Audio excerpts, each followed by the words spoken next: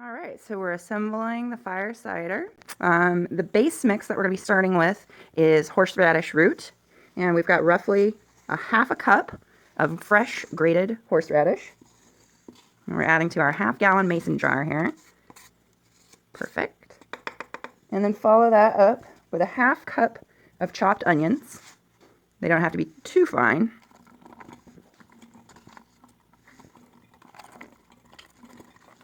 All very pungent at this point. If you have any sinus issues, this will clear it right up, just breathing in those vapors.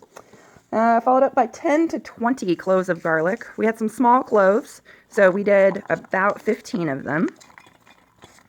Throw that all in there. You can never have too much garlic.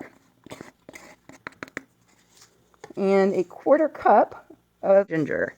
You can use powdered, but we chose to use fresh because it was available. Also very pungent. And ginger with the leftover nubs that you often have from grating something, you can make a lovely little steeped tea with some lemon and honey. And that is our base mix. And to our base mix, then, to make it sort of our own, we're going to add the zest and juice of 1 organic lemon. You can use any citrus. Lemon is going to be, of course, a little more tangy. And with citrus, of course, you want to use, especially if we're using the peel, the organic variety. Otherwise, you're going to get a lot of yucky stuff in there that you don't want. So zest and juice of 1 organic lemon, and then 1 tablespoon of lightly crushed fresh black peppercorns. You can use any color you like. We had black on hand, so that's what we're using. We got real fancy with a mortar and pestle. If you don't have one of those, then you can beat out your aggression with a hammer. That is also therapeutic. Then we also have 1 tablespoon of both rosemary and oregano that we're going to add into the mix. Lovely. And finally, we're going to add the powders, and we've got cinnamon sticks and powdered cinnamon both.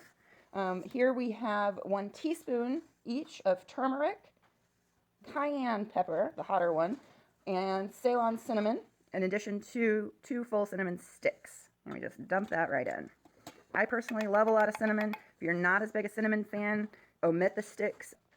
And finally, for our special blend, we are going to add 1/4 cup each of echinacea and dandelion root.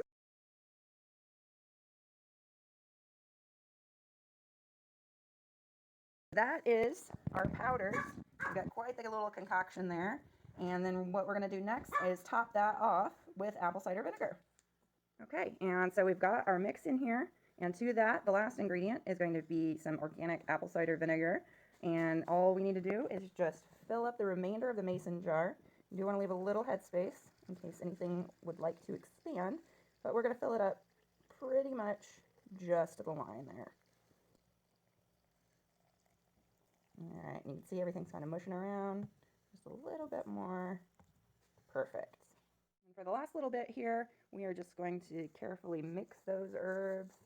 The lighter ones definitely want to float at the top. We want to make sure everything's just really mixed in there well.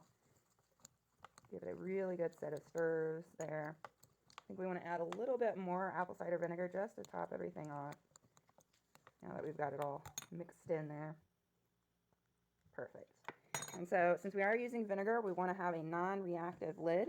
If you only have the metal canning lids, you can put a bit of parchment paper in between your jar and your lid. But be careful of leakage with that. I prefer just to use the plastic lids. You can put that on nice and tight. Perfect. Good hand tighten. And we're just going to give it a good shake. Give that a good mix up there. Lovely. And then we're going to let that sit for anywhere from 4 to 6 weeks. If you want to get super hippie about it, you can do it on a full moon cycle. Some people feel like that is a more effective medicine. But just like in making tinctures, you just want to let it sit. You want to let the liquid absorb the good stuff from the plant material. And that's what we're going for here. And that's how you make fire cider. When you get all done, you're going to strain out all of this lovely herb material. You're going to press it out. You'll have that remaining apple cider vinegar. And then at that point, if you want to add some warm, raw, local honey to taste, to sweeten it up a little bit, because this is going to be really intense, and then you can do that as you need it. So there we go.